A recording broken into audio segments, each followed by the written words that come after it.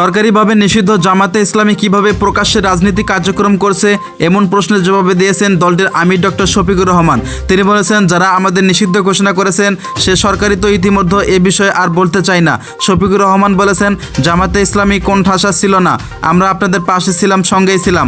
আমরা বলেছি আমাদের অধিকার কেড়ে নেওয়া হচ্ছে, অধিকার দেওয়া হচ্ছে না। বৈষম্য বিরোধী ছাত্র আন্দোলনের নেতারা অন্তর্বর্তীকালীন সরকারের প্রধান উপদেষ্টা হিসেবে ডক্টর মোহাম্মদ ইউনূসের নাম প্রস্তাব করেছেন।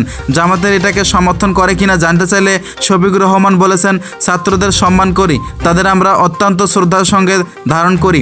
আজকের এই পরিবর্তন তাদের ত্যাগের ফসল, তাদের অধিকার আছে এ ধরনের কিছু বলার, কিন্তু জামাত সহ আরও তো দল আছে, তাদের তো মত আছে, আমাদের সঙ্গে সম্মতি নিয়ে বলতে হবে, এটা তাদের দায়িত্ব নয়। দেশের এই সংকট উত্তরণের মোটেই বিলম্ব না করে অতি দ্রুত একটা অন্তর্বর্তীকালীন সরকার গঠন করার আহ্বান জানিয়ে এক প্রশ্নের জবাবে জামাতের আমির বলেছেন, গতরাতে বিএনপির চেয়ারপারসন খালেদা জিয়ার সঙ্গে সাক্ষাৎ হয়েছে।